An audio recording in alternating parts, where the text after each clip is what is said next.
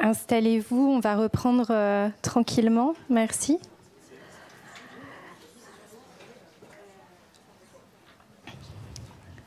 Donc, merci d'être toujours aussi nombreux pour cette dernière demi-journée du webinaire donc sur l'exploitation des données climatiques. On va parler cet après-midi d'analyse et de diagnostic des données climatiques.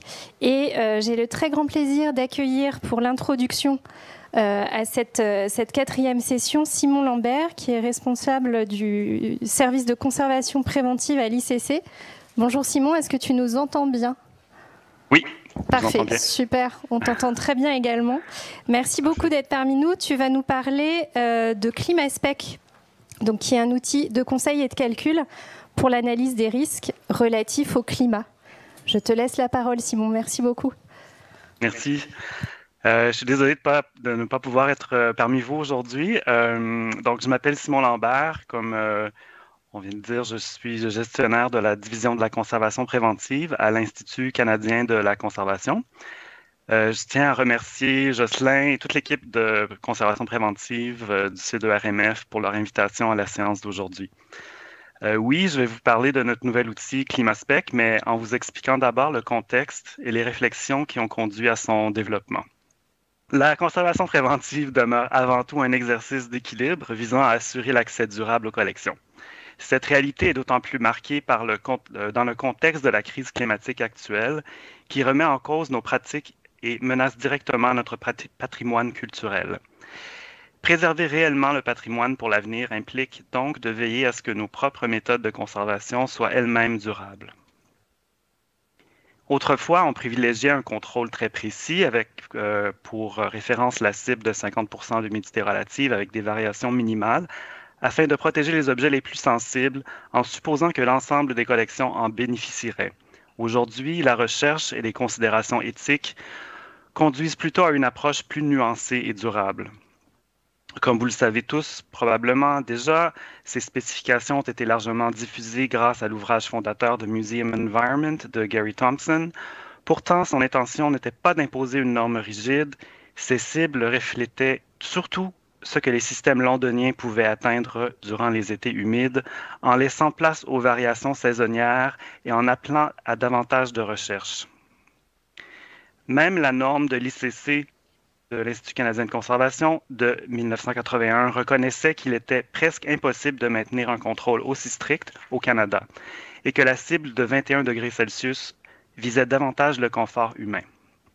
Notre compréhension de la science des matériaux a progressé. Nous savons maintenant aujourd'hui que la plupart des objets peuvent supporter des plages et des variations plus larges qu'on ne le pensait. Nous savons également que leurs besoins sont variés et qu'aucune cible unique ne peut être considérée comme idéale. Un contrôle très strict de la température et de l'humidité relative devient de plus en plus difficile à justifier, tant sur le plan financier qu'éthique. Les musées canadiens qui appliquent ces soi-disant chiffres magiques consomment 2 à 3 fois plus d'énergie que les autres, en plus des coûts d'installation et d'entretien élevés. Par ailleurs, des exigences uniformes ont parfois limité l'accès et les prêts, les petites institutions ou celles situées dans des zones climatiques n'étant pas en mesure de les respecter. La Déclaration des Nations unies sur les droits des peuples autochtones rappelle que ces derniers ont droit à l'accès et au contrôle de leur patrimoine culturel. Le contrôle du climat, ou son absence, ne peut donc justifier aucune restriction d'accès, ce qui nous incite à revoir nos pratiques pour éviter toute barrière involontaire. Les nouvelles lignes directrices sur le climat de l'ICC s'appuient sur les travaux amorcés dans les années 90. Plusieurs experts, dont Stéphane Michalski, ont contribué à un chapitre pour les musées, les centres d'archives et les bibliothèques dans le manuel de l'ASHRAE, alors qu'auparavant, les recommandations se limitaient à 21 degrés Celsius et 50% d'humidité relative. L'objectif n'était pas de définir une cible idéale, mais de proposer un cadre décisionnel basé sur la recherche en conservation-restauration, intégrant à la fois les risques pour les collections et la durabilité. Ce travail a conduit à une définition des types de contrôle ASHRAE et à la notion de variation démontrée, en anglais Proved Fluctuation, formulée par Stéphane Michalski, qui indique qu'une exposition future aux mêmes variations ou plus faible est peu susceptible d'endommager des collections déjà stabilisées, rendant un contrôle plus strict souvent peu rentable. Le chapitre, publié pour sa première fois en 1999, est révisé tous les 4 ans pour refléter pour refléter les avancées scientifiques et s'adapter aux nouvelles réalités jusqu'à aujourd'hui. Pour guider la réévaluation de nos pratiques, nous nous sommes questionnés sur ce en quoi consiste le contrôle du climat durable. Donc, pour nous, le contrôle du climat durable consiste à mettre en œuvre des stratégies adaptées au contexte, équilibrant responsabilité environnementale, sociale et financière avec la conservation des collections afin d'en garantir, afin d'en garantir l'accessibilité et l'utilisation pour les générations présentes et futures. Cela dépasse les paramètres typiques du climat. Elle souligne que conserver les collections pour aujourd'hui et demain nécessite de protéger la planète et de respecter les personnes. Les décisions qui doivent tenir compte de la consommation d'énergie, de l'empreinte carbone et du fonctionnement des systèmes, tout en intégrant la responsabilité sociale. Les pratiques ne doivent créer aucune barrière à l'accès et ne peuvent servir d'argument contre le rapatriement ou l'utilisation des biens par les communautés sources, pour nous au Canada, les communautés d'origine, pour nous au Canada, les Premières Nations, la communauté inuit et les Métis. Bon, comment mettre tout cela en pratique? C'est l'objectif de nos lignes directrices, mises à jour et de nos nouveaux outils.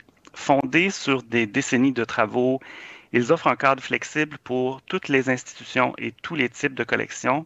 Comparés aux anciennes lignes directrices, ces nouvelles recommandations fournissent encore plus de conseils contextualisés pour le Canada, avec une attention particulière aux défis actuels comme les changements climatiques et s'alignent au concept du contrôle du climat durable que je viens de présenter.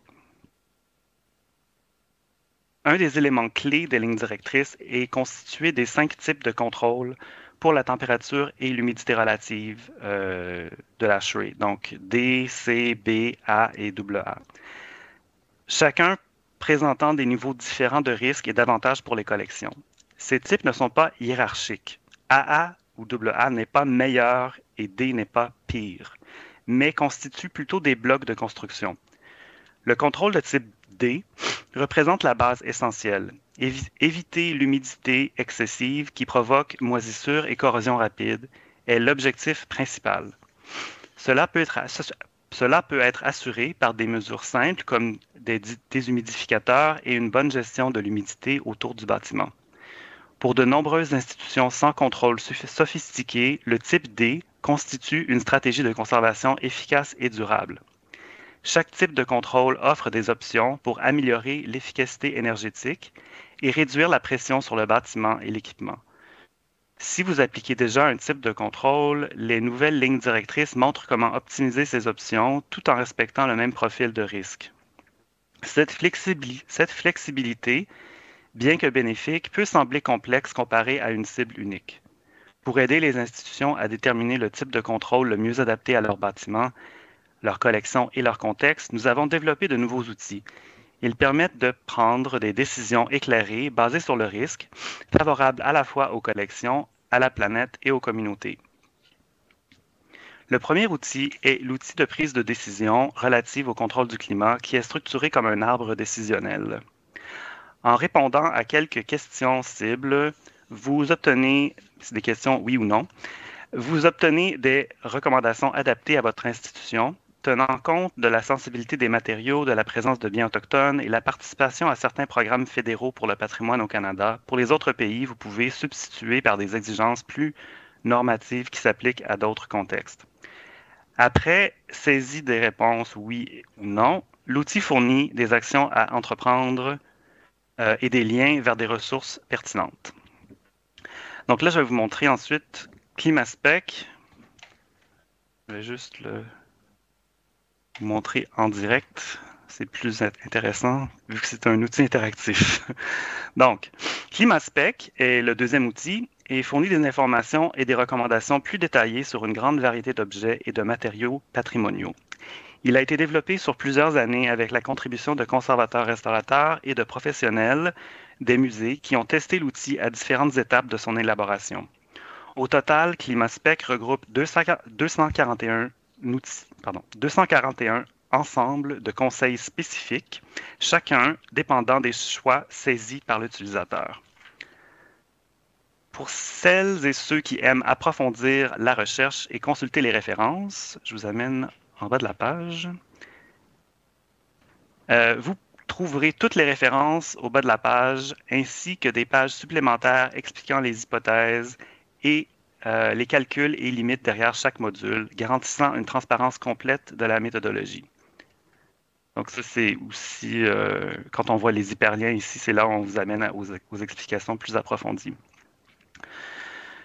Bon, alors je reviens ici. Vous pouvez saisir le type d'objet qui vous intéresse. Donc, par exemple, ici, si je choisis livre. Ensuite, vous choisissez ensuite une catégorie de sensibilité mécanique.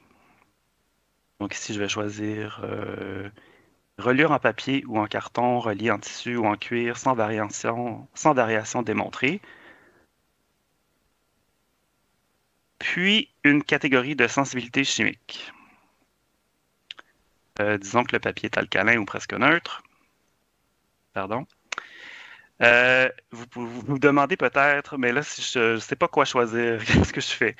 Donc, vous pouvez cliquer sur afficher les exemples pour voir ce que cette catégorie, comment on définit cette catégorie. Donc, si ce n'est pas la bonne, vous pouvez changer de catégorie selon l'explication qui apparaît à l'écran. Ensuite, vous cliquez sur soumettre et ClimaSpec vous donnera une recommandation de type de contrôle hash-rate pour la sélection, la combinaison d'options que vous avez choisies. Vous donne aussi des informations sur la durabilité et l'empreinte carbone. Vous donne des seuils de danger pour l'humidité relative et la température avec des explications détaillées. Vous donne aussi des valeurs de référence suggérées pour la température et l'humidité relative. Des informations sur la sensibilité des objets aux variations, le temps de réaction de ces types de matériaux aux variations, sensibilité aux polluants, estimation de durée de vie des matériaux organiques dans des conditions ambiantes, donc à 20 degrés Celsius, 50% d'humidité relative. Oui, c'est ça. Vous vous demandez peut-être maintenant, mais est-ce utile dans un contexte européen, puisque ce sont des spécifications nord-américaines? Sachez que les types de contrôle hash-rate sont déjà utilisés dans plusieurs pays au-delà du Canada et des États-Unis, car ils ne fixent pas de point de consigne précis, comme 50% par exemple. Ils vous invitent plutôt à réfléchir en fonction des moyennes annuelles, ce qu'on appelle la valeur de référence, qui tient compte de l'historique du climat de votre collection plutôt que d'adopter une valeur arbitraire. Là, si je vais en bas de la page, vous trouverez un calculateur dans lequel vous pouvez saisir différents scénarios de température et d'humidité relative afin d'obtenir la durée de vie estimée du matériau sélectionné et aussi donc ici, et vous cliquez sur, après avoir entré tous les paramètres, vous pouvez cliquer calculer la durée de vie et on vous donne une durée de vie selon ce que vous avez choisi. Ensuite, en bas, il y a aussi un calculateur de moisissure. C'est ça. Donc, selon l'humidité relative de votre espace, on vous dit s'il y a un risque de moisissure ou non. Je vais revenir à ma présentation.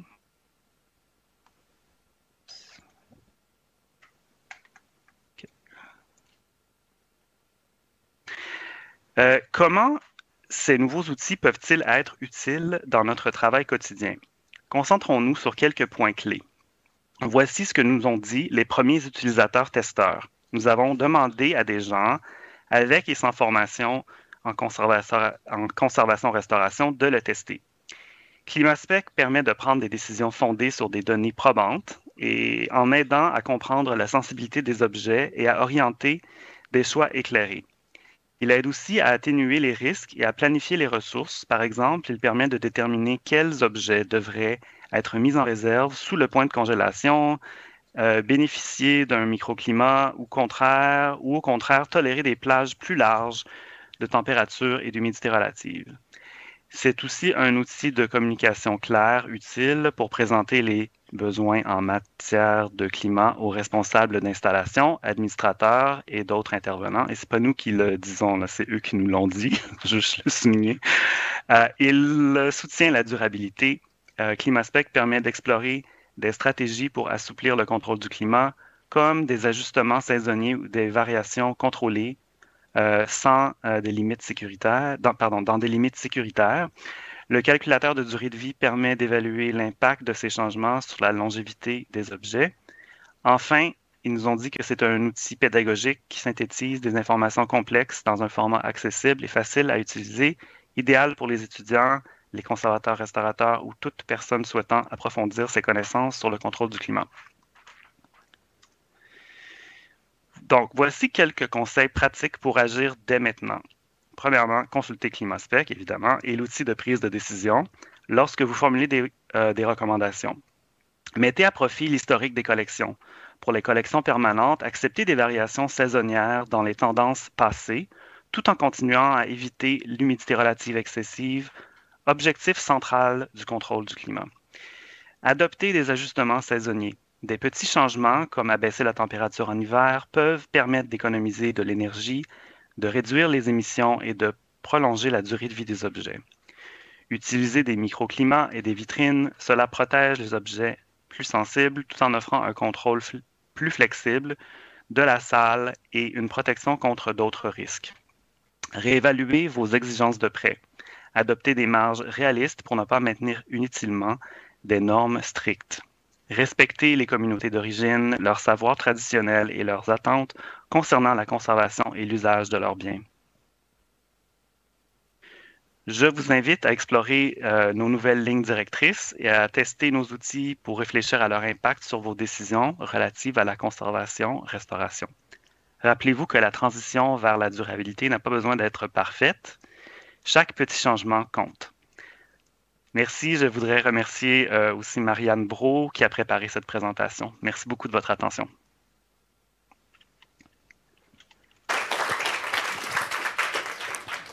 Merci beaucoup Simon pour cette présentation très éclairante. Alors nous aussi on regrette de ne pas t'avoir avec nous aujourd'hui, mais on est déjà très honorés que tu aies accepté de nous faire cette présentation à distance.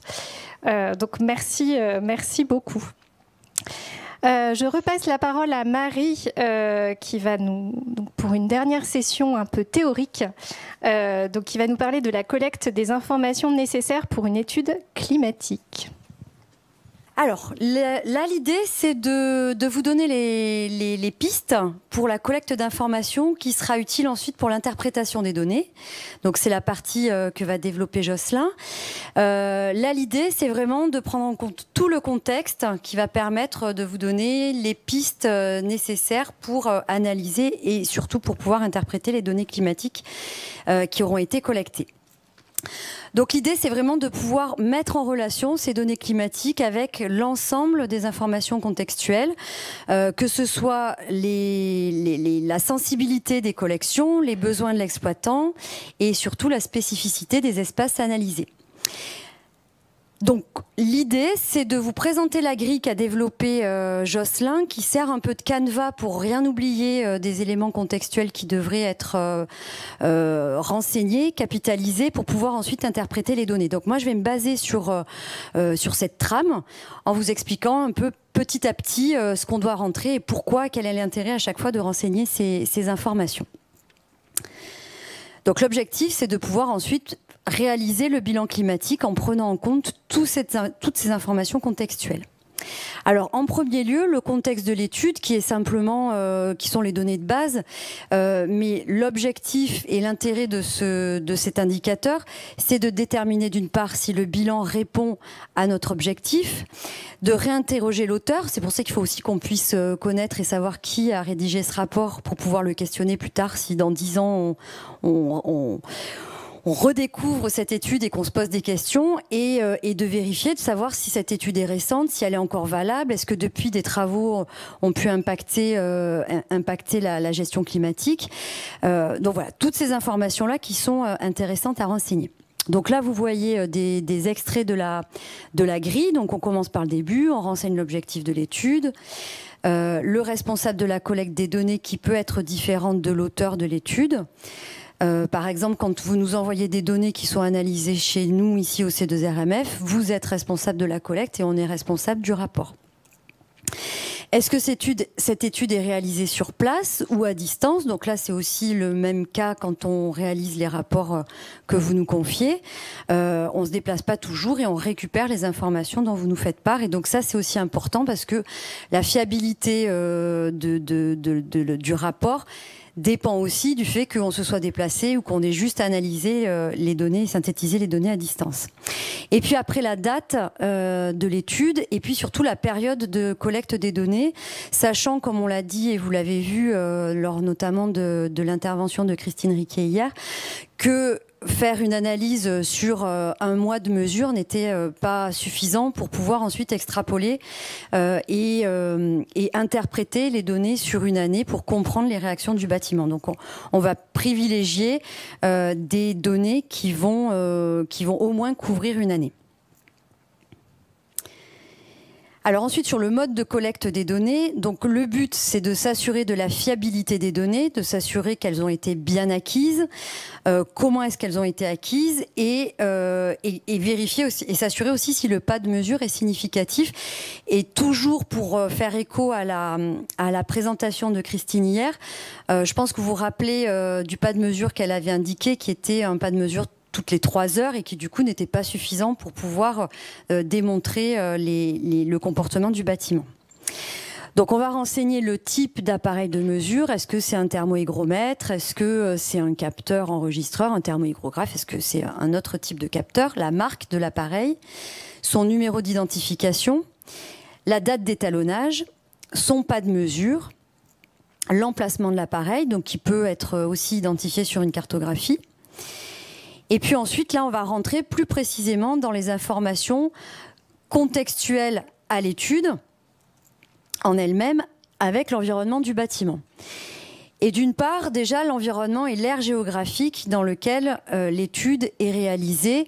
Et évidemment, et vous l'avez vu avec l'intervention d'Agnès ce matin, l'objectif entre un musée qui va se trouver dans un climat tropical ne sera évidemment pas le même qu'une étude qui serait menée et conduite avec un objectif en France, sur le territoire métropolitain. Donc voilà, donc déjà l'environnement et l'aire géographique, l'environnement climatique, l'environnement urbain, où est-ce qu'on est dans une zone rurale, ça aura aussi un impact notamment l'été sur les îlots de chaleur urbains qui seront, et on va le voir tout à l'heure, accentués par les effets du changement climatique. Donc déjà la topographie et l'emplacement du bâtiment, son orientation. Où est-ce que les ouvrants, vers quelle orientation les ouvrants sont positionnés, quelle est l'orientation du bâtiment au vent, quelles sont les zones humides à proximité du bâtiment, est-ce qu'on a des rivières, des lacs, est-ce qu'on est à côté de la mer, est-ce que on a une rivière souterraine, une nappe phréatique, enfin voilà, tous les éléments qui vont apporter du contexte aussi sur le contexte hydrique du bâtiment et l'implantation du bâtiment. Et pour se projeter aussi un peu dans l'avenir et les attendus en termes de température et de pluviométrie, je vous invite à consulter la publication toute récente d'Ecoact et des augures qui a été publiée là en fin septembre 2025, qui s'appelle « Les musées face aux effets du changement climatique » et qui publie une carte du CEREMA qui est croisée avec les enjeux de Musée de France. Et donc vous voyez que donc en 2050 c'est les petits chiffres qui sont en vert, en 2100 c'est ceux qui sont en blanc. Et vous voyez le nombre de musées qui seront impactés par des températures supérieures à 30 degrés. Donc là, en Occitanie, hop, si j'arrive à revenir dessus, voilà. Ça sera plus 41 musées qui seront concernés, plus 47 en PACA. Sur des températures ensuite extrêmes supérieures à 35 degrés, c'est toujours la région sud qui sera impactée avec plus 18 musées et sensiblement la même chose en PACA avec 17 musées qui seraient concernés par ces types de températures. Et puis pour la pluviométrie, Alors attendez, hop, voilà les précipitations. Donc en hiver, vous voyez que c'est plutôt les régions Nord et Grand Est, Bourgogne-Franche-Comté qui seraient concernées. Là, c'est en pourcentage pour le coup. Donc là, c'est 54% de plus de musées qui seraient concernés par de fortes précipitations. Et puis avec le stress hydrique qui est le pendant de ces dérèglements climatiques. Donc aussi des questionnements sur l'implantation des sites, la manière dont ils sont aménagés pour faire face à ces nouveaux défis. Alors ensuite, la conception du bâtiment et surtout son inertie qui est liée en premier lieu à l'enveloppe du bâtiment qui va jouer le premier filtre vis-à-vis du climat extérieur. Donc comme vous le savez, le climat intérieur est fortement... va suivre et corréler au climat extérieur. Donc si on regarde à l'échelle d'une journée, on ne peut pas considérer l'inertie d'un bâtiment à l'échelle d'une journée. C'est pour ça qu'on a besoin de capitaliser l'ensemble des données sur une période plus importante pour pouvoir voir ces variations saisonnières et comprendre les réactions du bâtiment. Donc plus l'enveloppe sera isolée, adaptée, et plus l'inertie sera bonne. Et une bonne inertie, c'est une enveloppe qui va amortir les variations, qui va les déphaser, les tamponner, et donc qui va permettre justement d'atténuer le climat extérieur. Alors un petit exemple, et je crois qu'on a une collègue d'Avignon dans le public, voilà. Donc on a choisi cet exemple-là concernant l'inertie thermique avec le Palais des Papes où on a un mur de 4,50 m d'épaisseur, donc vous imaginez l'inertie thermique du bâtiment, où on va avoir un déphasage de 45 à 67 jours selon les salles, donc avec une très très forte inertie du bâtiment sans qu'il y ait de régulation particulière. Évidemment, l'implantation du bâtiment et la manière dont il est positionné sur son terrain. Est-ce qu'on est sur un bâtiment complètement aérien? Est-ce qu'il est semi-enterré? Est-ce qu'il est pleinement enterré? Dans l'exemple de Bibrac, ça avait aussi un intérêt dans la connaissance de l'étude. Quelle est la forme du bâtiment? Est-ce qu'on est sur une forme compacte? Est-ce qu'on est au contraire sur une forme qui va être beaucoup plus large? Le ratio de la surface extérieure au volume va avoir aussi un impact immédiat, étant donné que la surface d'air en contact va influencer le climat intérieur. Donc plus la surface en contact va être grande et plus les conditions intérieures deviendront instables. Alors sur les matériaux constitutifs, là c'est juste à titre d'exemple sur l'efficacité des murs, justement dans la protection de l'enveloppe. Vous prenez un mur en ciment de 15 cm d'épaisseur, donc ça reste quand même très réduit, on est un peu sur l'abri de jardin. On va avoir l'inertie sera de simplement quelques heures. Vous prenez un mur épais de 50 cm, là ça ressemble déjà plus à ce qu'on pourrait connaître, on va être sur une journée. Et puis après, sur un bâtiment extrêmement bien isolé, on va être sur une inertie qui peut être de plusieurs semaines. Alors les propriétés des matériaux, il y en a plusieurs. Il y a la conductance thermique globale de l'édifice qui va regrouper l'ensemble des échanges par conduction, que ce soit à travers les parois opaques, vitrées, les transferts par ventilation et les infiltrations. Donc plus la conductance thermique va être faible et plus l'inertie thermique du bâtiment sera efficace. Et de la même manière, en associant le coefficient de transmission thermique, donc ça c'est des choses que vous pouvez retrouver avec des référentiels comme c'est affiché ici à l'écran, ça vous permettra de quantifier les déperditions thermiques qui peuvent intervenir sur les parois, les planchers, les toitures, notamment en hiver, et plus ce coefficient sera faible et meilleure sera l'isolation. Alors, l'orientation, la distribution, donc c'est un peu ce qu'on a vu tout à l'heure, mais on rentre encore dans le détail. Quelle est la typologie de la pente, du toit? Est-ce qu'on est sur un toit plat? Est-ce qu'on est sur un toit très pentu? Est-ce que ce toit est entretenu? Est-ce que les chéneaux sont régulièrement nettoyés? Si ce n'est pas le cas, ça peut provoquer des infiltrations qui auront un impact sur le climat intérieur. Quelle est la répartition, l'étanchéité, l'orientation des surfaces vitrées? Combien on a de fenêtres? Quelles sont leurs dimensions? L'état des huisseries? Est-ce qu'on a des toitures, des verrières? Beaucoup de musées de beaux-arts sont équipés de verrières et on sait que ça induit de fortes déperditions. Et un fort impact aussi, évidemment, en été avec de grandes chaleurs. Donc, plus elles seront nombreuses, ces ouvertures, et moins l'inertie du bâtiment sera satisfaisante. Donc, avec un apport de chaleur très important en été, des phénomènes de condensation en hiver, car la paroi en contact avec l'extérieur restera froide.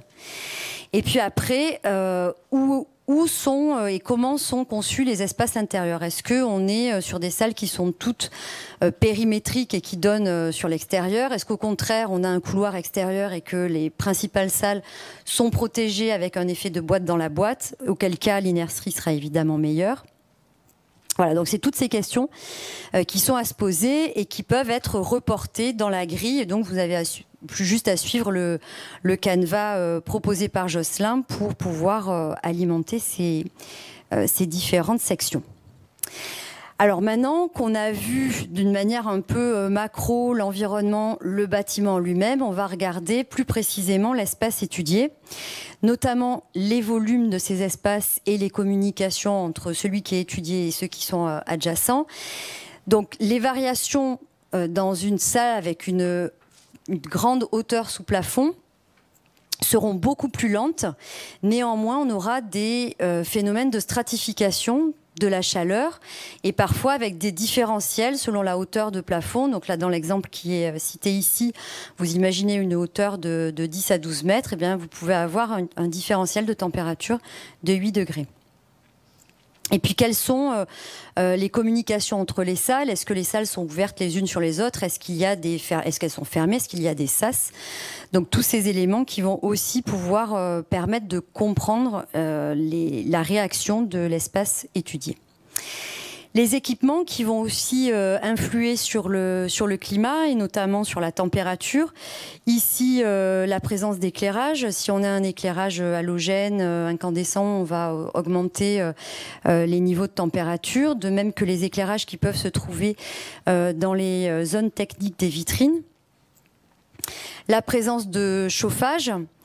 Avec les transferts thermiques que ça induit, les problématiques de condensation qu'on va retrouver sur les parois froides, les fuites éventuelles aussi du chauffage qui pourront marquer un incident. Et donc pour répondre à la question de ce matin sur le pourquoi ce journal et comment est-ce qu'il peut être utilisé, c'est justement dans le cadre de l'étude climatique pour expliquer des phénomènes qui ne seraient pas explicables simplement en regardant les courbes, qu'on va pouvoir comprendre les événements. Est-ce qu'il y avait une porte qui était ouverte, qui restait ouverte, ce que vous disiez notamment Stéphane et Christine hier. Sur les équipements techniques climatiques, comment est-ce que cet espace est régulé? Est-ce qu'il y a une régulation? Cette régulation aura un impact sur les transferts thermiques et hydriques. Est-ce qu'on est sur des armoires de clim, des CTA, humidificateurs, des humidificateurs? Est-ce qu'il y a eu des pannes? Et si oui, on va renseigner la période pour pouvoir interpréter ces événements. Sur les équipements techniques de ventilation, donc là c'est toujours pareil avec l'impact que ça aura sur le climat intérieur et le taux de brassage et de renouvellement d'air qui est extrêmement important parce que dans la majorité des cas, les problématiques d'humidité viennent, ça va être difficile de donner un pourcentage, mais en grande partie du taux de renouvellement d'air qui est parfois beaucoup trop important. Sans compter évidemment les pannes qui auront une influence directe et immédiate sur le climat. On le disait tout à l'heure, on en parlait en aparté avec une collègue, la fréquentation aussi qui va avoir un impact sur notamment l'humidité, avec là un petit exemple. Alors vous remarquerez qu'un visiteur produit quand même moins de vapeur d'eau que le papier. Mais c'est quand même 10 grammes de vapeur d'eau par heure et par personne. Donc on augmente la concentration de personnes, de public, et évidemment on augmente le taux d'humidité. Donc là dans l'auditorium, entre ce matin 8h et aujourd'hui 15h, il y a fort à parier que la chaleur et l'humidité relative auront augmenté. Alors renseigner aussi la manière dont le musée est géré, c'est surtout les périodes de fermeture où le chauffage va être coupé, il n'y a plus de présence de public. Ça permettra évidemment aussi de comprendre ce qu'on voit sur les courbes, les activités. Est-ce qu'on est sur une exposition, un vernissage? Est-ce que cette salle elle a servi à accueillir un événement particulier, un concert ou tout autre événement qui peuvent se produire? Comment est-ce que cette zone-là est nettoyée? Est-ce qu'elle est nettoyée à grande eau, avec une serpillière, une monobrosse? Enfin voilà, comment est-ce que l'espace est entretenu? Est-ce qu'il y a eu des travaux qui peuvent induire un apport thermique en utilisant des machines, des outils qui auront aussi un impact avec des fuites d'eau potentielles? Et donc, on retrouve l'ensemble des éléments que je viens de vous lister sous cette forme assez simple à remplir et à renseigner. Et enfin, on va remplir toutes les informations qui relèvent des collections. Donc déjà, sur la nature des collections, est-ce qu'on a des collections organiques ou inorganiques qui du coup n'auront pas les mêmes besoins? Est-ce que ces collections sont hygroscopiques ou non hygroscopiques? Sachant qu'un élément organique peut être non hygroscopique. Donc ça, c'est aussi des choses qui vont être utiles à renseigner. Est-ce qu'on est sur des matériaux libres ou sur des matériaux contraints avec les problématiques de dégradation qu'on a évoquées hier? Et quelle est la fragilité de ces collections? Est-ce qu'on est sur des collections qui sont extrêmement sensibles, avec des corrosions qui sont actives et des points de vigilance qui doivent être mentionnés? Et donc là, c'est toujours pareil, vous suivez le canevas, vous le remplissez et vous aurez du coup l'ensemble des éléments pour pouvoir ensuite interpréter les données climatiques. Donc ce qu'il faut retenir, c'est que cette interprétation des données climatiques va être interdépendante de l'environnement avec lequel elles ont été collectées et que la collecte de ces informations va permettre d'assurer une compréhension claire et réaliste des données climatiques. Alors, le petit plus encore de cette grille, c'est de pouvoir cartographier, de faire simplement une petite cartographie, comme vous l'a montré Christine dans son étude hier. Donc, vous avez le plan de l'espace étudié, vous localisez le capteur qui a été utilisé. Si vous avez une CTA, le passage de la CTA, enfin l'emplacement de la CTA avec la bouche reprise, et puis tous les éléments qui seront intéressants pour comprendre et pouvoir interpréter ces données climatiques. Donc vous retrouverez la fiche sur la section ressources du C2. Et donc je vais laisser la parole à Jocelyn qui va vous expliquer comment, à partir de toutes ces informations, on pourra interpréter les différentes données climatiques et générer différentes formes et typologies de graphiques pour pouvoir faire parler ces données. Merci à tous.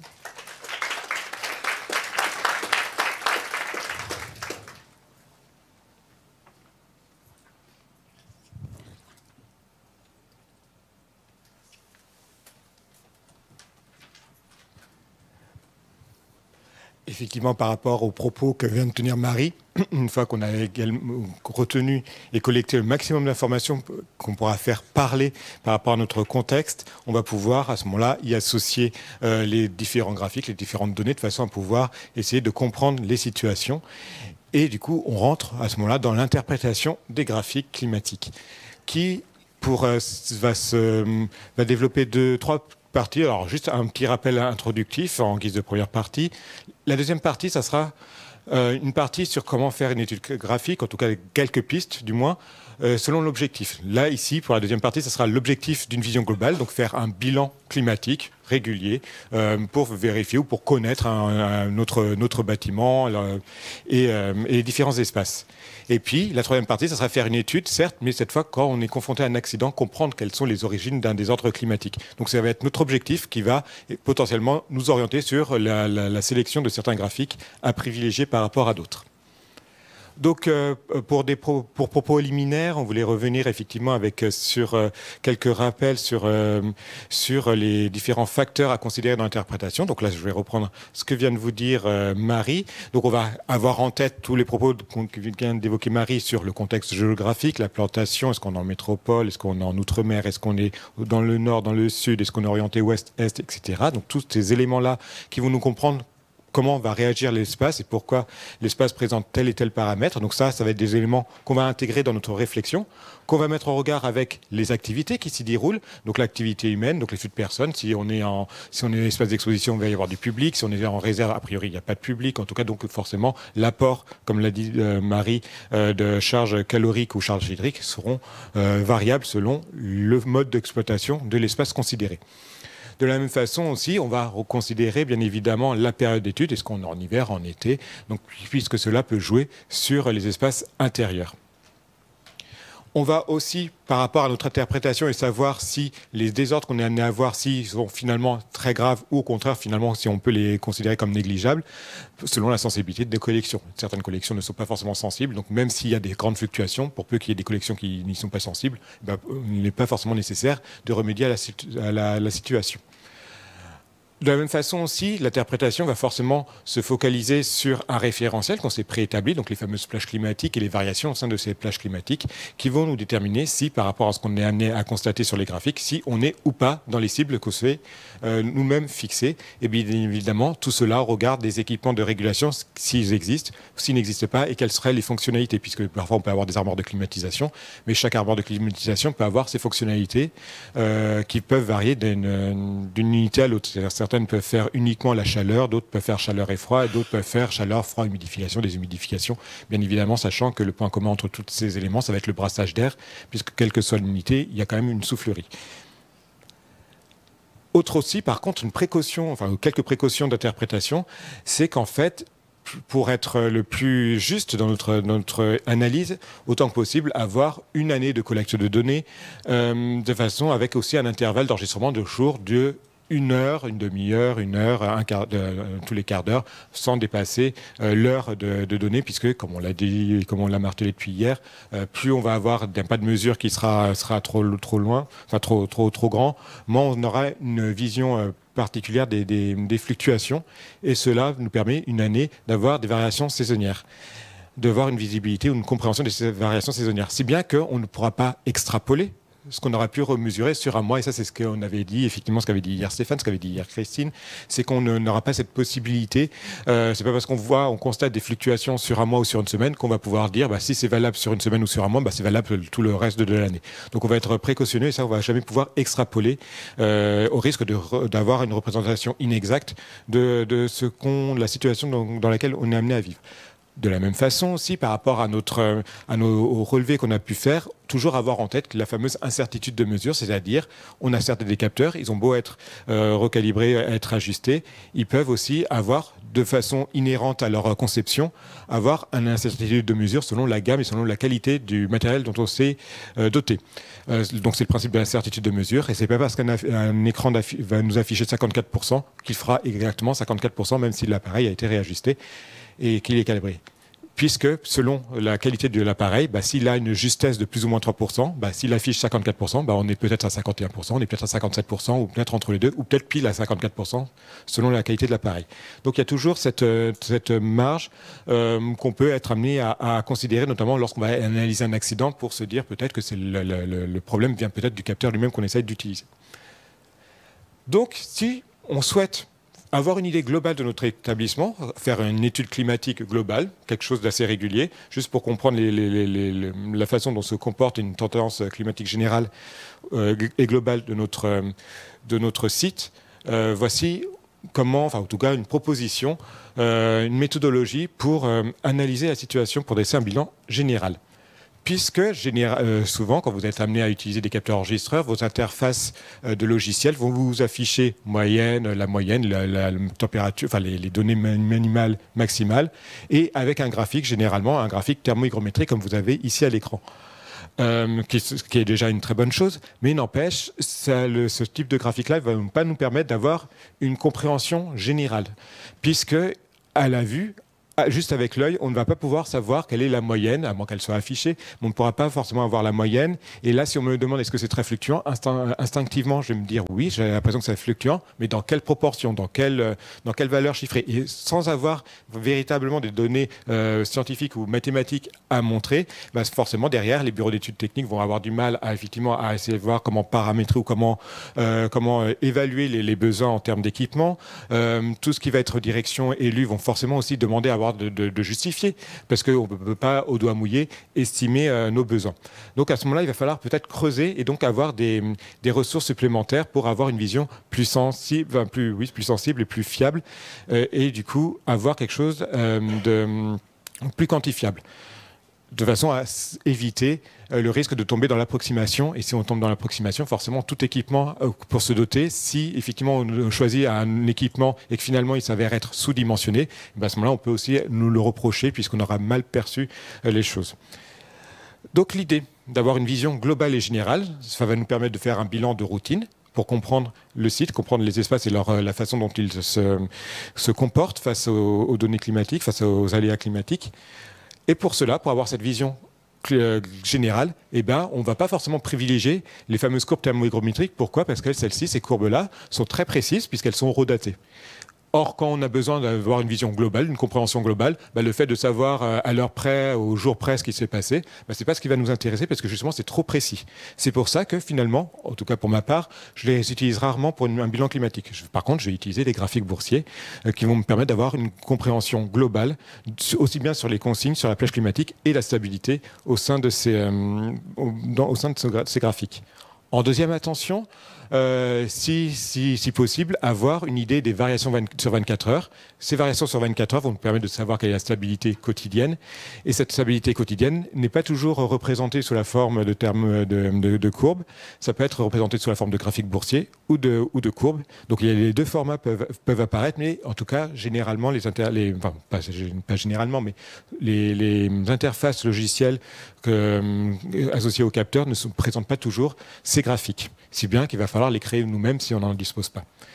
Et pour moi, et selon moi, après, selon moi, les autres types de courbes, comme les courbes thermohygrométriques, on peut les parcourir superficiellement, mais peut-être que déjà, en point 1 et en point 2, on peut déjà avoir un grand nombre d'informations sans avoir besoin de creuser à l'heure près, au jour près, pour une vision globale toujours. Donc, à ce moment-là, pour avoir une vision globale, faire un rapport d'études globales sur l'année, sur le semestre, sur le trimestre, tant qu'il n'y a pas d'accident, on peut se reposer sur les graphiques boursiers, donc le fameux graphique boursier. Pour mémoire, la Climatrice ou d'autres applications peuvent peut-être vous le proposer, le faire automatiquement, mais si jamais vous ne souhaitez pas utiliser ce type d'application, là ici, comment le concevoir vous-même avec les informations dont vous disposez.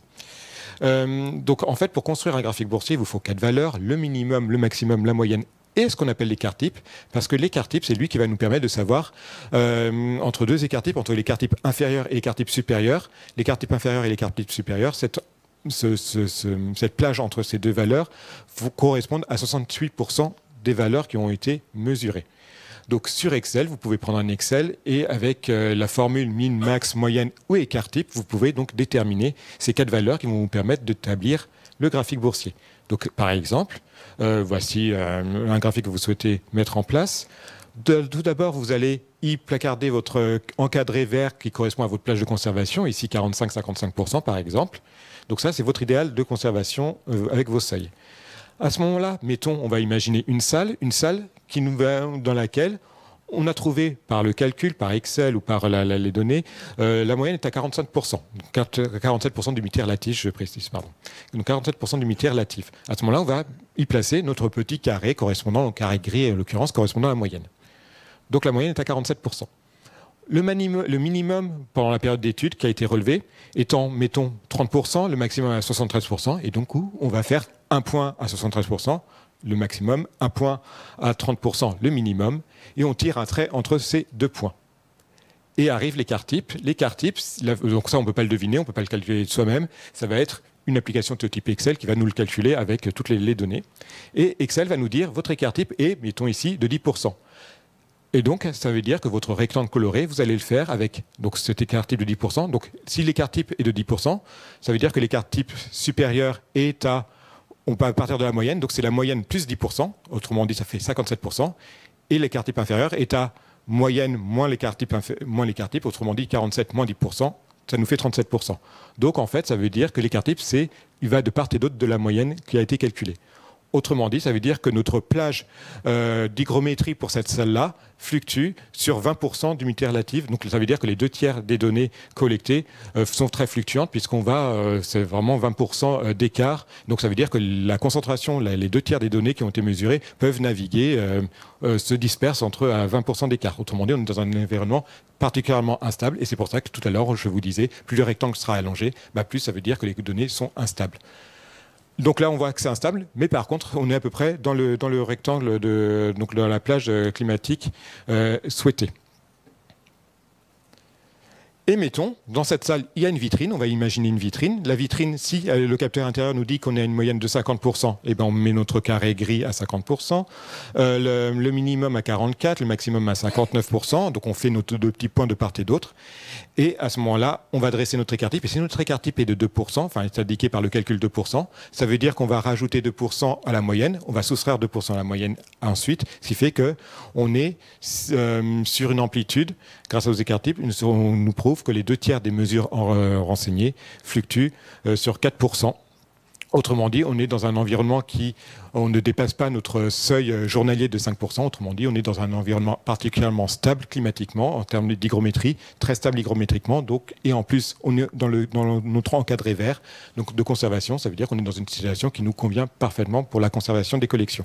Alors, quid de la tige, de la fameuse tige noire? Si les 2/3 correspondent à notre rectangle coloré, ça veut dire que le tiers restant, donc les valeurs qu'on peut qualifier entre guillemets de marginales, vont naviguer entre le maximum et le minimum. Donc du coup, le tiers restant sont de part et d'autre de ce rectangle coloré.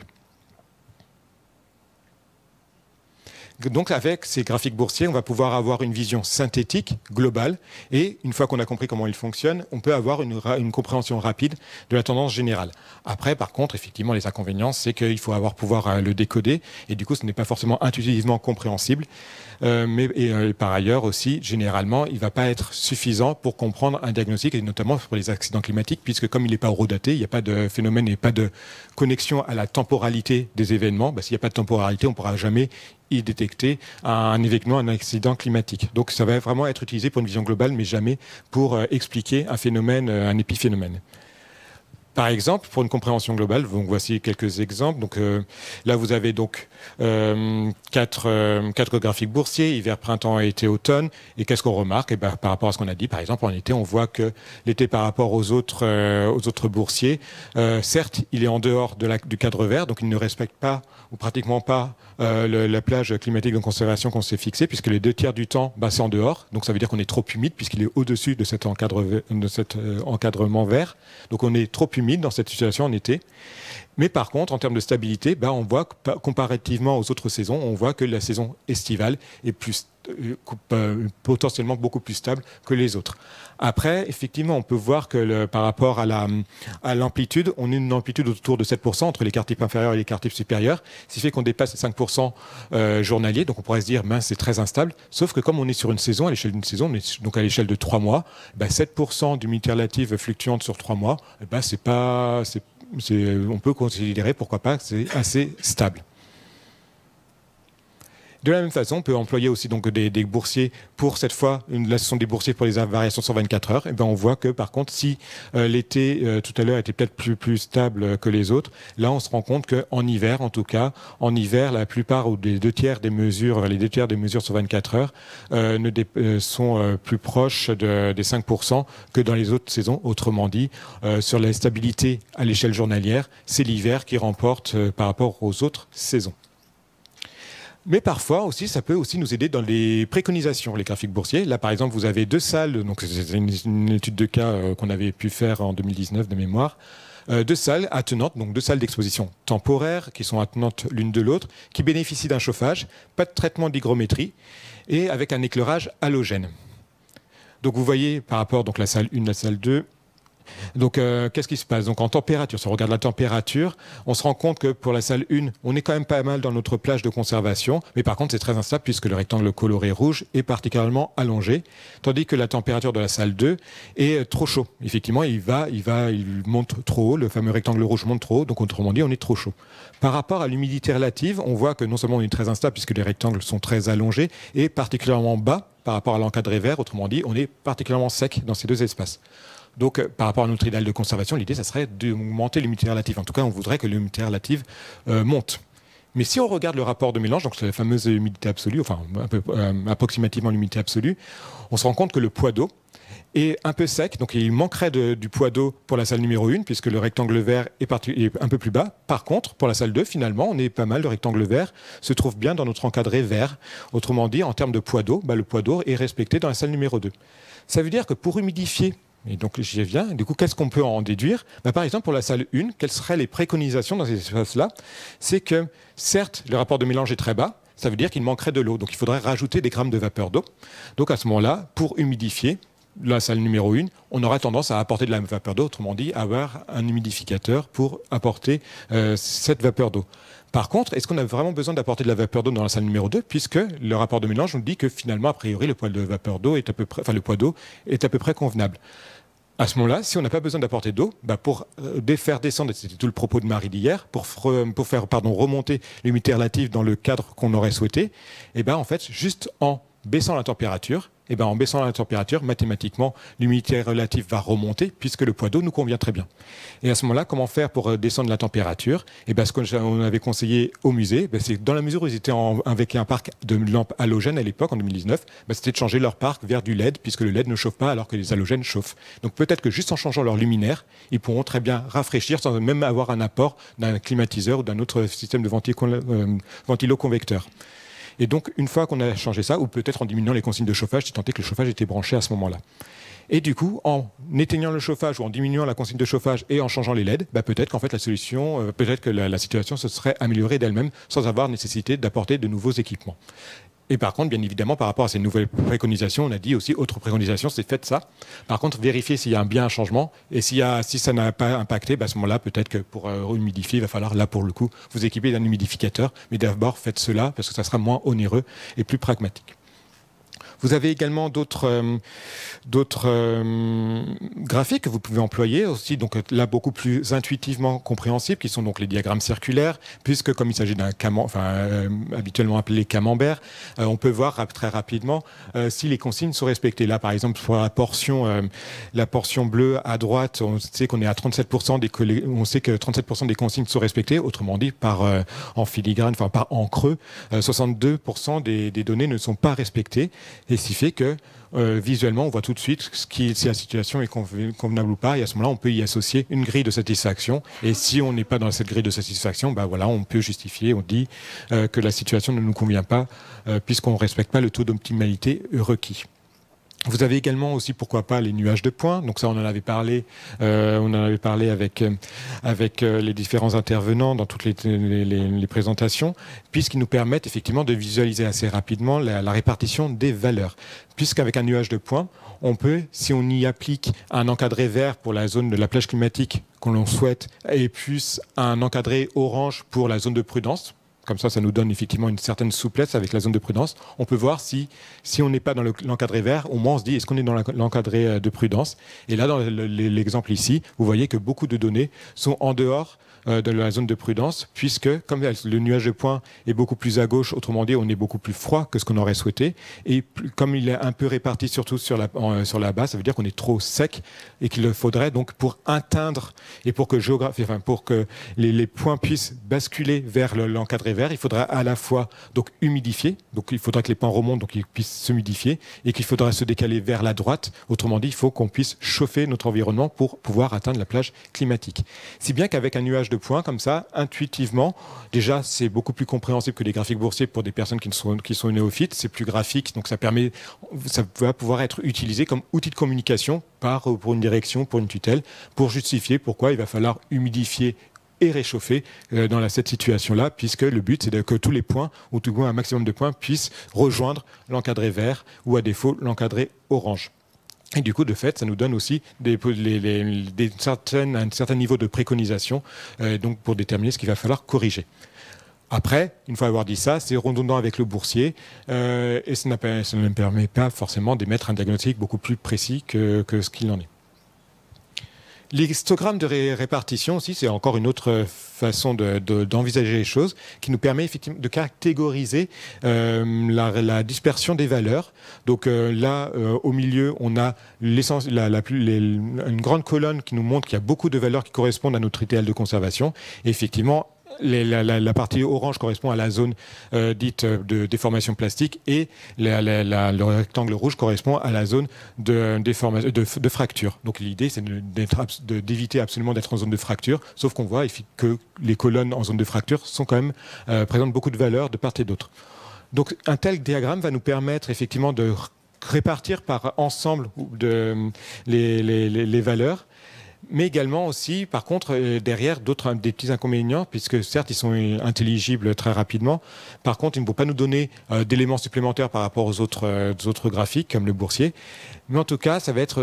alors, je l'ai mis en défaut, mais c'est ni un défaut ni une qualité. C'est que ça va être des histogrammes ou une forme de graphiques qui peuvent être utilisés par les bureaux d'études techniques. Au contraire, même c'est plutôt une très bonne chose, puisqu'en fait, ils peuvent se reporter dessus. Ils vont le faire avec leur propre logiciel, bien évidemment, et de façon beaucoup plus fine que ce que peuvent nous permettre les nôtres pour le patrimoine. Mais en tout cas, s'ils utilisent ce type-là, ou s'ils peuvent être amenés à utiliser ce type-là de graphique, c'est parce que pour mettre en place une installation CVC, pour que contractuellement parlant, ils puissent dire, voilà, nos machines peuvent vous respecter 90 à 95% du temps ce que vous nous avez impliqué comme plage de conservation, mais ça veut dire que 5% ou à 10% du temps, on n'arrivera pas à atteindre, notamment si on est en période de canicule ou si on est en hiver, une période beaucoup trop froide, on se donne le droit d'être en dehors sans qu'on puisse être incriminé et que nos installations puissent l'être également. Et donc c'est une sorte de façon, alors j'ai marqué contractuel, c'est pas forcément le bon terme, mais en tout cas c'est en l'appliquant dans leur contrat de dire voilà, on se donne 90-95% du temps où on respecte, mais par contre on se donne une certaine souplesse pour ne pas respecter vos consignes climatiques. Ben, avec l'usage de ce type d'histogramme, ça leur permet de savoir si en termes de proportion, ben là on est dans les zones de fracture, on est beaucoup plus que 90%. Autrement dit, ça veut dire qu'un appareil là ne répondrait pas aux besoins. Autre type également, toujours dans cette perspective d'avoir une vision globale de la situation climatique, c'est la carte. La carte climatique va nous permettre de déterminer les différents ensembles qui peuvent être présents dans notre bâtiment, puisqu'ils vont nous permettre de visualiser facilement les zones climatiques. Donc là, à chacun son code couleur. Donc là, par exemple, ici, dans cette situation-là, plus chaude pour la salle d'exposition. Donc on sait laquelle est plus chaude, laquelle est plus froide, avec un code couleur rouge ou bleu. Une superposition, donc là, c'est du PowerPoint. Donc avec un simple PowerPoint et des icônes avec un niveau de transparence, ça vous permet à la fois de voir le plan sous-jacent, tout en mettant un code de répartition visuelle, de façon à savoir quelles sont les zones les plus chaudes, les plus humides, les plus sèches, etc., et les plus froides. Mais du fait d'avoir fait une telle cartographie, ça vous permet aussi de savoir quelles seraient les zones à risque par rapport à la sensibilité des collections qui s'y trouvent. Et de fait, aussi, si les collections qui s'y trouvent, ils sont sensibles, et bien ça va voir vers quels autres espaces va falloir déplacer nos collections pour justement les préserver. Et de la même façon, si on décide, avec tout le bilan climatique qui a été établi, qu'il va falloir s'équiper avec des unités de traitement d'air, à ce moment-là, avec ce type-là de cartographie, ça va nous permettre de savoir quelles seraient les zones à prioriser pour les équipements. Ce qui m'amène à évoquer cette fois les graphiques qu'on va être amené à utiliser si on est confronté à des accidents climatiques, comment les utiliser pour les faire parler.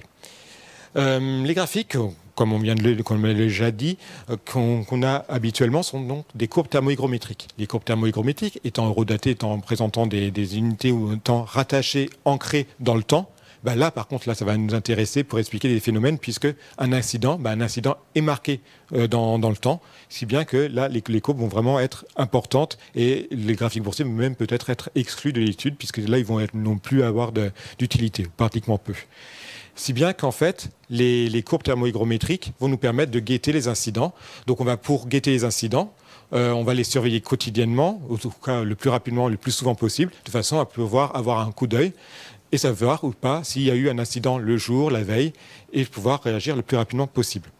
Également, ça va nous permettre, l'étude des courbes thermohygrométriques va nous permettre d'identifier les désordres climatiques et du coup, si on les comprend, on va pouvoir les solutionner et à ce moment-là déterminer s'il s'agit d'un phénomène unique, épiphénomène, un accident, ou si c'est quelque chose, des perturbations qu'on voit, par exemple, toutes les semaines, toujours. Donc du coup, on va pouvoir peut-être, si on voit un phénomène toutes les semaines, et là on revient sur le principe du journal de bord, si on voit quelque chose de fréquent et que ça apparaît soudainement à tel mois et toutes les semaines tel mois, peut-être que c'est dû aux travaux qui ont eu en cours, qui n'apparaissaient pas avant. Et du coup, le fait d'avoir un journal de bord va nous permettre de rattacher des éléments contextuels à des épisodes de perturbations qu'on peut être amené à constater.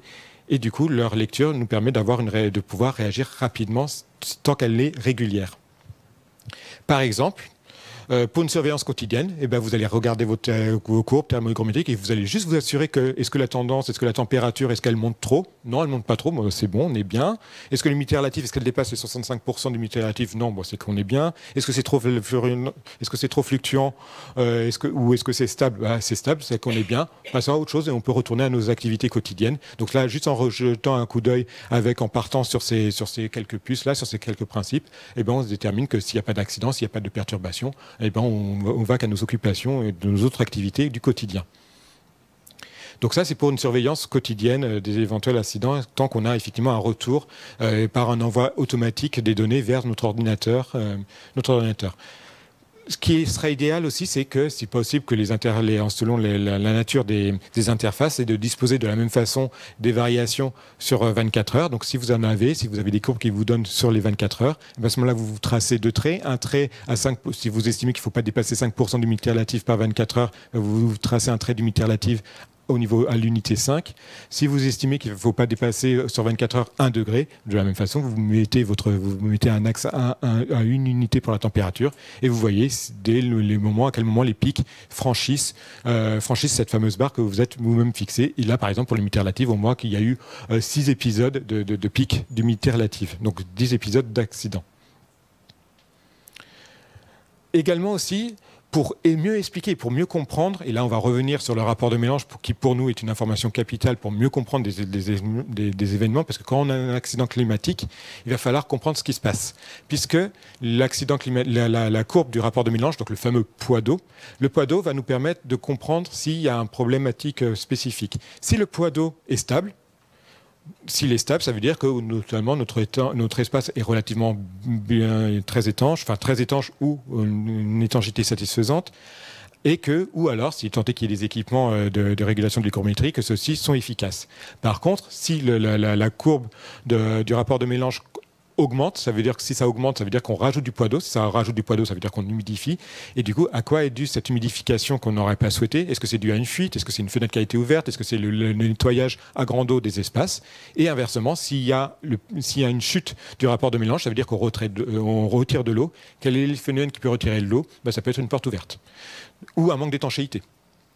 Et l'eau, à ce moment-là, s'échappe par des interstices. Or, nous, ce qui nous intéresse, au-delà de la température, on sait que les collections, c'est ce que nous disait hier Marie, c'est que les collections sont sensibles, notamment les collections hygroscopiques, aux variations et surtout à l'humidité relative. Donc nous, on va être assez vigilants sur l'humidité relative et on va la vouloir très stable. Or, l'humidité relative, comme vous l'a dit hier Marie, dépend de deux paramètres qui sont la température et ce fameux poids d'eau. Donc du coup, si la température et le poids d'eau sont stables, forcément, par voie de conséquence, l'humidité relative est stable et on est bien. Par contre, si l'humidité relative devient instable, elle varie, c'est que forcément l'un des deux autres paramètres, voire les deux, est instable. Donc il va falloir savoir déterminer, est-ce que c'est la température qui est instable, est-ce que c'est le poids d'eau qui est instable, ou est-ce que ce sont les deux. Du coup, si on est dans une situation où on remarque avec la courbe que le poids d'eau est stable et que l'humidité relative varie, c'est que c'est forcément la température qui doit être maîtrisée. Or, la température, c'est plus simple. C'est coûteux certes, mais c'est déjà moins coûteux et plus simple à gérer que la déshumidification par exemple, que la régulation de l'hygrométrie. Donc ainsi, connaître le poids d'eau et connaître les courbes vertes de rapport de mélange permet de déduire s'il faut humidifier, donc c'est-à-dire rajouter du poids d'eau, rajouter de la vapeur d'eau ou déshumidifier. Et du coup, par voie de conséquence, derrière, stabiliser ou en tout cas améliorer l'humidité relative. Par exemple, étude de cas ici, étude de cas de Pierre Diaz-Pedregal en 2006, qui nous montre une situation. On est dans une église, d'ailleurs avec un capteur qui est dans le cœur de l'église. Donc là, c'est le cœur de l'église. On est un samedi de juin, donc un samedi d'été. Qu'est-ce qu'on remarque dans ce que donc vous pouvez voir à l'écran dans cet encart, qu'il y a une augmentation soudaine de la température à 17 h, donc il y a une chaleur apportée. Est-ce que c'est dû apporté par des personnes? Est-ce que c'est la messe qui débute? On est à samedi, la messe à 17 h, pourquoi pas? Mais alors pourquoi, si jamais il y a des personnes qui arrivent, certes ils apportent leur chaleur, mais ils doivent apporter leur humidité. Alors pourquoi soudainement on a une chute de l'humidité relative et une chute très conséquence? Est-ce que la chaleur apportée, est-ce qu'elle n'arrive pas à compenser le poids d'eau apporté par le public, par les personnes qui rentrent?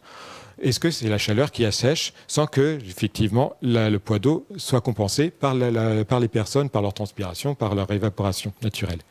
Là, comme ça, on peut émettre des hypothèses, certes, mais ce qui va nous intéresser, c'est ce que va apporter Pierre Prédégal au moment de son étude. Il va y ajouter le poids d'eau. La fameuse courbe verte qu'on ne voit pas toujours, lui va l'utiliser. Et qu'est-ce qu'on remarque avec la courbe verte? On remarque qu'il y a également une chute du poids d'eau. Ça veut dire que la vapeur d'eau au sein du cœur s'échappe quelque part. Et par quoi il va s'échapper? Par une porte ouverte.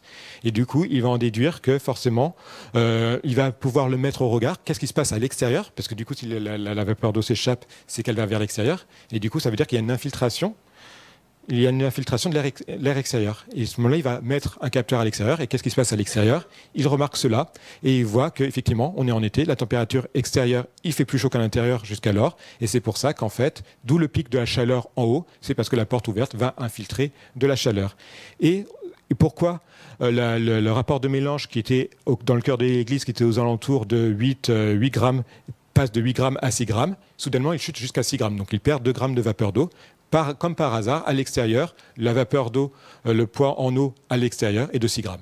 Donc effectivement, toute la vapeur d'eau qui était contenue dans l'église se met à l'équilibre avec l'extérieur puisque tout s'échappe. Et c'est pour ça qu'on a une chute à 6 grammes de vapeur d'eau. À quoi c'était dû? Probablement peut-être pendant 1 heure. C'est peut-être dû à un mariage. Enfin, en tout cas, c'est peut-être une cérémonie, mais les portes étaient ouvertes pendant 1 heure. De la même façon, ce type-là de perturbations peuvent aussi être interrogées, peuvent aussi être mis en regard peuvent permettre de donner des renseignements sur l'isolation et l'étanchéité. C'est dont je vous avais parlé tout à l'heure avec le module extérieur de la climatrice, mais je n'arrivais pas, comme je vous l'avais dit tout à l'heure, à déterminer l'amortissement et le déphasage. Mais en tout cas, là, ici, toujours dans une étude de Pierre Diaz-Pedregal pour un autre site, il a justement pu voir, grâce aux courbes, quel est le phénomène d'amortissement et de déphasage, et il pouvait le déduire grâce à ces courbes. Alors, ce n'est pas n'importe quelle courbe pour mesurer l'étanchéité. Il a certes mesurer l'étanchéité, mais il ne va pas utiliser l'humidité relative pour mesurer l'étanchéité, il va utiliser le rapport de mélange, le fameux poids d'eau, puisque scientifiquement parlant, alors certes on peut avoir avec l'humidité relative avoir une idée, effectivement les fluctuations de l'humidité relative vont nous donner par voie de conséquence aussi une idée sur les niveaux d'étanchéité, mais scientifiquement parlant ça va être le poids d'eau en fonction des apports ou de la sortie des poids d'eau qui scientifiquement est beaucoup plus plausible, enfin qui est plus rigoureuse dans l'interprétation des éléments. Donc lui, pour mesurer l'étanchéité, se reporte sur le poids d'eau extérieur comparativement au poids d'eau intérieur pour mesurer ou estimer l'étanchéité dans son espace. De fait, c'est le croisement de toutes ces données, de toutes ces courbes, et notamment de ces 3 paramètres, humidité relative, température et également rapport de mélange, qui vont nous permettre de mieux comprendre les phénomènes, de mieux faire des déductions les plus adaptées. Et c'est pour ça que si les courbes n'affichent pas le rapport de mélange, du coup, vous allez risquer de peiner ou du moins d'émettre des hypothèses qui vont être pertinentes. Mais à ce moment-là, pour déterminer quelle est la meilleure des hypothèses, à défaut d'avoir une information supplémentaire, vous ne pouvez qu'avoir des doutes. Alors rapidement, en tout cas, d'expérience, on a vu qu'il existe souvent des profils de variation assez caractéristiques. On voit souvent des fois la forme des courbes. Des fois, quand on voit des formes des courbes, on dit ça, c'est dû à ça. À force d'en voir, à force d'être confronté à certaines situations, la forme des courbes peut être assez révélatrice de ce qui peut en être. Et du coup, on a essayé de faire en tout cas pas un petit palmarès, mais en tout cas un petit échantillon de formes de courbes et à quoi c'est lié. Donc dès que vous avez des formes, alors ça c'est une tarte à la, enfin c'est caractéristique, enfin tout le monde le sait.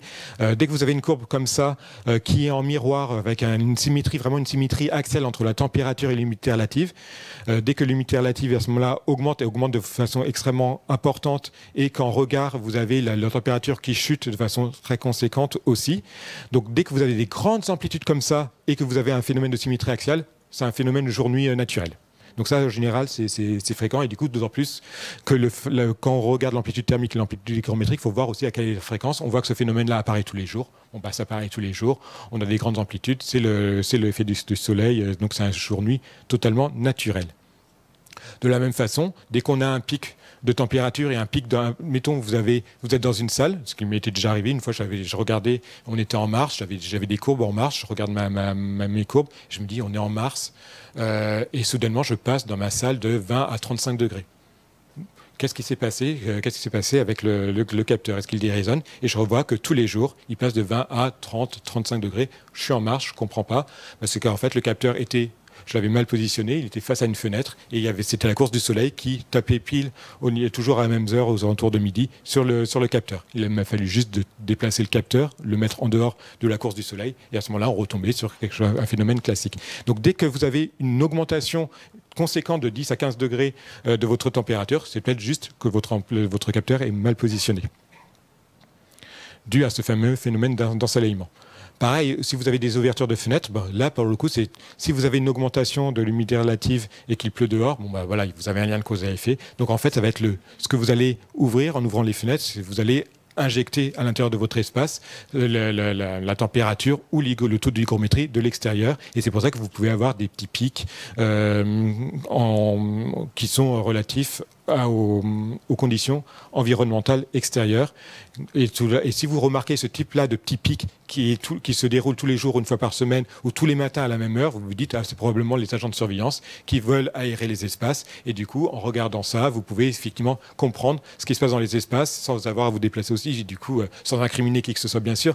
Mais l'idée, c'est peut-être aussi derrière voir si cette procédure d'ouverture des fenêtres, elle peut être sans grandes conséquences. Ça permet d'avoir un meilleur confort pour le personnel, pour le public, sans que forcément que ce type de pic puisse être vraiment totalement délétère pour les collections, ou au contraire, vous estimez que ça peut être délétère pour les collections, mais à vous de déterminer si ce protocole-là, cette procédure-là mise en place en interne peut se poursuivre ou pas. Et ça, chacun va pouvoir le déterminer et peut être maintenu pour certaines salles et pas pour d'autres salles selon la sensibilité des collections.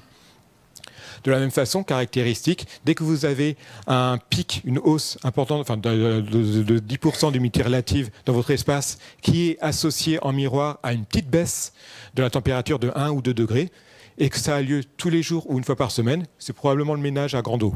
Donc ça, effectivement, ça peut être du coup le fait de savoir, et on revient sur le principe du journal, si vous voyez que à ce moment-là, vous pouvez interroger, savoir quand est-ce que la société d'entretien vient, vous vous dites, elle vient tous les mercredis, comme par hasard, tous les mercredis, j'ai ce phénomène-là, mais à ce moment-là, vous pouvez déterminer quelle est l'origine de cette petite perturbation qui est donc cyclique, puisqu'elle a lieu régulièrement.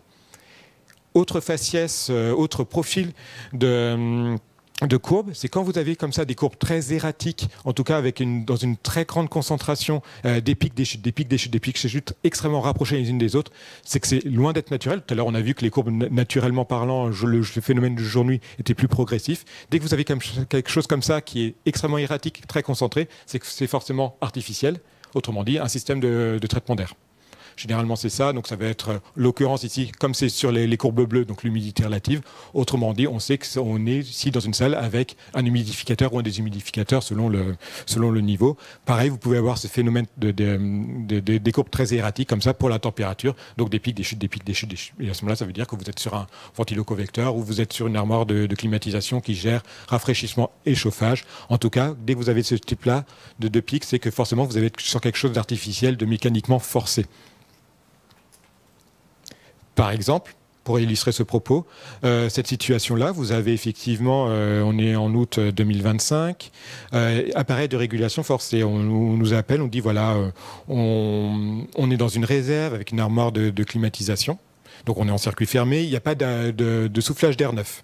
C'est une réserve totalement fermée, il n'y a pas besoin d'air neuf pour le confort ni du visiteur ni du personnel. A priori, il y a peu de passages. Il n'y a pas d'air neuf en tout cas. Et en plus, on est au sein d'un monument historique avec des murs très épais. D'accord ? Et du coup, on nous interroge, on nous dit, mais pourquoi j'ai des problèmes de régulation, sachant que j'ai une armoire de climatisation, ma salle, elle n'est pas non plus gigantesque, elle devrait bien fonctionner. Pourtant, j'ai une humidité relative, si on regarde la partie numéro 1, l'établissement nous dit, voilà, j'ai une problématique de régulation, j'ai une humidité relative quand même très très haute, particulièrement instable. Et en plus, en termes de température, sachant que c'est l'été, pour préserver mes machines, j'ai demandé à ce que ça soit 23 degrés, parce que même si c'est pas idéal pour la conservation, je veux quand même que mes machines puissent quand même se poursuivre. Et alors que j'ai demandé quelque chose de plus souple, pourtant, elle atteint 21 degrés. Donc en fait, la machine se met des défis elle-même. Du coup, hypothèse au téléphone, parce qu'on n'est pas allé sur place, mais hypothèse, c'est peut-être que cette première partie, déjà, on voit que l'humidité relative, on voit ces fameux pics, chute-pic très concentrés. On se dit, on n'a même pas besoin de se déplacer. Je dis, probablement, votre armoire de climatisation, là, elle était enclenchée. Et soudainement, en niveau numéro 2, soudainement, on voit qu'il n'y a plus ces phénomènes de ce caractère erratique. C'est que forcément, votre système a dû soit tomber en panne ou soit quelqu'un l'a éteint. La personne c'était des réserves délocalisées, je pense. En tout cas, la personne n'avait pas pu même le voir. Donc elle dit, ou alors elle me dit, c'est fort possible. Donc en fait, rien qu'avec ce type de courbe-là, avec ce type de profil, on peut estimer éventuellement et émettre des hypothèses sur le procédé. On peut même inventer une histoire, ou du moins s'imaginer l'histoire de ce qui se passe dans ces réserves. On a la même chose effectivement pour la température. On voit que la température est très erratique, puis soudainement s'arrête. Donc en niveau 2. Donc en fait, on soupçonne effectivement qu'il y a un arrêt de l'armoire de climatisation. Est-ce que c'est volontaire? Est-ce que c'est une panne? On demande. Et du coup, on dit à l'établissement, renseignez-vous, savoir si c'est votre responsable bâtiment, responsable technique ou votre société de prestation qui a arrêté volontairement. Si ce n'est pas le cas, c'est que c'est probablement une panne. D'où la nécessité aussi de tenir le fameux journal de façon à pouvoir associer aux courbes les hypothèses et déterminer à ce moment quelles sont les hypothèses à évacuer. Ainsi, question du coup et suggestion de notre part. La question, c'est mais pourquoi fait-il 21 degrés? Pourquoi en période 1 on est 21 degrés alors que nos consignes estivales est à 23 degrés?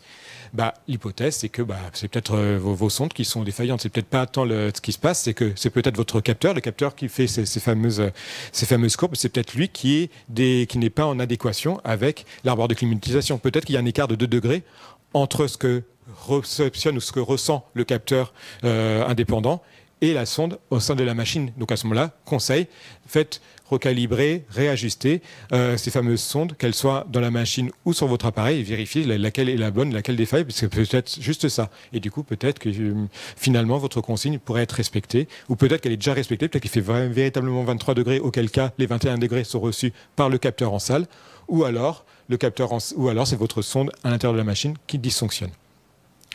De la même façon, l'établissement, du moins notre interlocuteur pour l'établissement ne savait pas véritablement, avait des suppositions, mais n'était pas sûr des fonctionnalités de l'armoire de climatisation. Il me disait, je suis pas sûr, je pense qu'elle fait du chauffage, je pense qu'elle fait de la déshumidification, mais j'en suis vraiment pas sûr. Et avec ce type-là de courbe, on a pu dire, donc vérifier effectivement, mais a priori à la lecture, on peut à peu près penser que la température, comme elle était très basse au niveau 1, c'est qu'elle doit faire du rafraîchissement. En plus, si on met 23 degrés et qu'elle fait 21 degrés, c'est qu'il y a de fortes chances pour qu'elle soit programmée pour faire du rafraîchissement, mais également pour faire de l'humidification et des humidifications, puisqu'on a ces fameuses courbes erratiques au niveau de l'humidification, donc a priori, elle humidifie. Mais par contre, on dit, conseil, appelez votre technicien ou mainteneur, société, prestataire ou personne en interne, de façon à ce que vous puissiez vous parler, vous réunir face à la machine, l'ouvrir la machine, de façon à ce que lui vous explique ce qui se passe à l'intérieur. Comme ça, vous gagnez en connaissance de votre équipement. Et comme ça, au moins, aussi, d'une autre façon plus sournoise peut-être, mais au moins, il y a aussi le principe de l'équipe de conservation va être beaucoup plus vigilant sur ces problématiques-là. Et du coup, pour éviter d'être importuné ou d'être contacté tous les 4 matins, je vais peut-être effectivement faire une meilleure surveillance. Et à ce moment-là, en ouvrant l'armoire, on peut voir, oui, le bol d'humidification est totalement encrassé, c'est pour ça que la machine peine. Ou effectivement, je vais oublier de mettre tel bouton, d'appuyer sur tel bouton, et c'est pour ça que ça ne marche pas à ma convenance. Bref, en tout cas, voir vraiment ce dialogue-là qui se fait avec les personnels techniques, de façon à pouvoir effectivement essayer de travailler, de dialoguer ensemble pour avoir une situation plus satisfaisante. Et du coup, pourquoi ça s'est arrêté en point 2 ? Alors, soit ça s'est arrêté volontairement, ou alors, comme la machine a été sursollicitée au préalable, sursollicitée, au bout d'un moment elle est tombée en panne, elle a arrêté. Et du coup, notre conseil, c'est si vous arrivez à la réparer, à ce moment-là, réparez-la, mais vous voyez, à ce moment-là, pour éviter ces phénomènes erratiques extrêmement avec de fortes amplitudes, élargissez votre plage morte. À ce moment-là, essayez de voir plutôt que que la consigne soit strictement réduite à plus ou moins 2%, je dis n'importe quoi, à ce moment-là, demander à ce qu'elle soit plus ou moins 5%, de façon à donner un peu plus de souplesse, un peu plus de... sans que ça n'impactera pas les collections, surtout si les collections, en plus, on est dans une réserve, potentiellement elles sont peut-être dans des armoires, dans des boîtes, donc en plus, si vous donnez un peu plus de... Si vous êtes un peu plus lâche et que vous assouplissez un peu ces consignes avec une bande morte, une plage morte plus grande, et votre machine va moins peiner, et si elle peine moins, elle sera moins souvent en panne. Mais aussi se pose la question de mais quel est l'intérêt du coup de l'armoire de clim? Parce que du coup, là en plage 2, quand l'armoire de clim ne marche pas, finalement on est très stable en humidité relative. On est aux alentours de 55%. Certes, il fait un peu chaud, mais peut-être que comme on est dans un monument historique, en fait c'est peut-être l'épaisseur. Et finalement, si on restait sur le niveau d'isolation, les niveaux d'étanchéité, alors certes, il n'y a pas de renouvellement d'air neuf. Effectivement, on reste dans une réserve. Donc peut-être que finalement, on peut faire peut-être des économies d'énergie, des économies financières aussi, en ne faisant rien, puisque quand on voit que c'est en panne, finalement, et c'est ce que disait hier, c'est exactement le propos qu'avait tenu Christine hier. C'est exactement ce qu'elle avait fini par conseiller. En fait, là, on est dans le même type de situation potentiellement. Alors là, il n'y avait pas le risque radon, contrairement à Christine hier, mais en tout cas là on voit que le rapport de mélange est très stable lorsqu'il n'y a rien, on voit que la température est très stable, du coup rapport de mélange très stable, température très stable, parfois de fait, concomitamment, de façon collatérale, il y a effectivement l'humidité relative qui est également très stable. Et toujours par rapport à la question sur les journaux, comme il faut mettre au regard, donc soit vous avez un journal de bord, un carnet de bord annexe formalisé dans un cahier quelque part, mais pourquoi pas essayer autant que possible d'associer les courbes avec votre journal de bord. Je m'explique. Donc, il est possible d'annoter aussi vos courbes. Là, par exemple, pareil, c'est une situation, on était en 2019. C'était la situation de 2019 que je vous ai dépeint tout à l'heure avec les deux salles d'exposition temporaire. Donc, c'est deux salles d'exposition temporaire qui se jouxtent. Donc, c'est pour ça que vous avez une superposition de courbes. Donc, la salle 1 et la salle 2. En bleu et en bleu clair, donc c'est l'humidité relative. En rouge et orange, c'est la température. Et le rapport de mélange en bas en vert. Vous avez une année de données, donc de janvier à décembre. Donc voici les courbes que j'ai pu établir pour l'établissement. Mais en disant, en y annotant, parce que là du coup c'est complexe, c'est sur une année, mais en disant, voilà, je vais y associer un plan d'annotation, puisque comme vous êtes sur des expositions temporaires, si je marque E, ça veut dire qu'on est en exposition. Si je fais une flèche rouge vers le haut, c'est qu'on est avec des unités de réchauffement. Des flèches rouges vers le bas, c'est qu'on rafraîchit, donc avec peut-être une climatisation. Des unités mobiles d'humidification, si la flèche bleue est en haut, qui sont enclenchées. En flèche en bas vers la déshumidification. Dès qu'il y a une panne en température, une panne du système en hygrométrie, je vais faire un triangle, parce que le triangle, c'est l'accident, c'est la panne. Donc rouge pour la température. Et si jamais il y a des infiltrations d'eau, j'ai fait une sorte de vaguelette d'eau, comme si c'était de l'eau qui ruisselait. Et en fait, en haut de cette fameuse courbe, j'ai apposé effectivement ce code, un code totalement arbitraire. Mais du coup, ça me permettait, parce que j'interrogeais en parallèle l'établissement, du coup, je leur disais, quand est-ce qu'ont eu lieu vos exposants temporaires? On sait qu'en exposants temporaires, elles se sont arrêtées en avril, en mai, il n'y avait rien dans notre salle. Mais par contre, il y avait celle qui s'arrêtait jusqu'en mars. Elle allait jusqu'en mars, s'arrêtait en avril-mai, et puis on a reprise des expositions dès la mi-juin. OK. Donc ça en faisant E, donc le E pour l'exposition. Et des fois, je leur disais, est-ce que vous avez mis vos unités d'humidification, de rafraîchissement? Et à ce moment-là, me renseigner. Et du coup, en fonction des informations que je collectais, je faisais les petites flèches vers le haut ou pas. Et dès que j'avais pas l'information, parce que à ce moment-là, il y avait une inconnue, parce que l'établissement n'était pas en possibilité, en connaissance, ou se questionnait là-dessus, point d'interrogation. Donc tous ces éléments-là figurent au-dessus. Et du coup, en faisant le raccord entre en haut, les annotations du haut, et ce que je constatais par rapport aux courbes, on pouvait émettre donc des hypothèses. Donc en avril, absence d'exposition, probablement extraction des unités de traitement d'air, et c'est pour ça qu'on voit que gentiment, mais sûrement, la chaleur commence à remonter progressivement. Il n'y a pas ce phénomène erratique, de phénomène de concentration de pic, et ça remonte progressivement. Pourquoi progressivement? Parce que c'est naturel, il n'y a pas de flux forcé. Par contre, nouvelle exposition, et à ce moment-là, qu'est-ce qu'il a dû se passer? Exposition, on a soudainement des réapparitions des crêtes soudaines, donc les appareils ont probablement été réenclenchés. Donc finalement, en fait, ce que je supposais à la vision des courbes, Coton, effectivement, retrouve sa réalité dans ce qui a été donné comme renseignement au-dessus.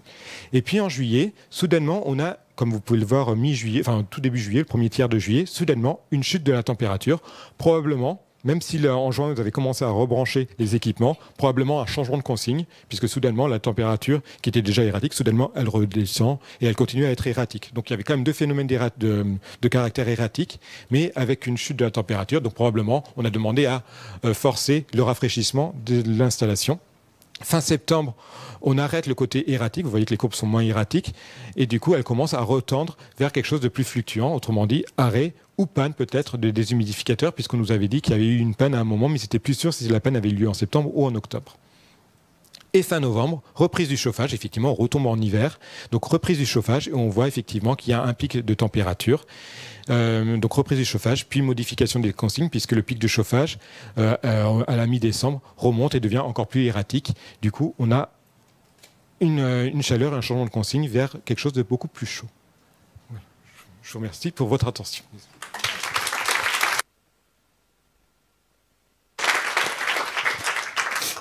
Merci beaucoup Jocelyn. Je vous propose de faire une petite pause d'un quart d'heure et donc on se retrouve à moins le quart, ici même, pour les 3 derniers cas d'études. Merci.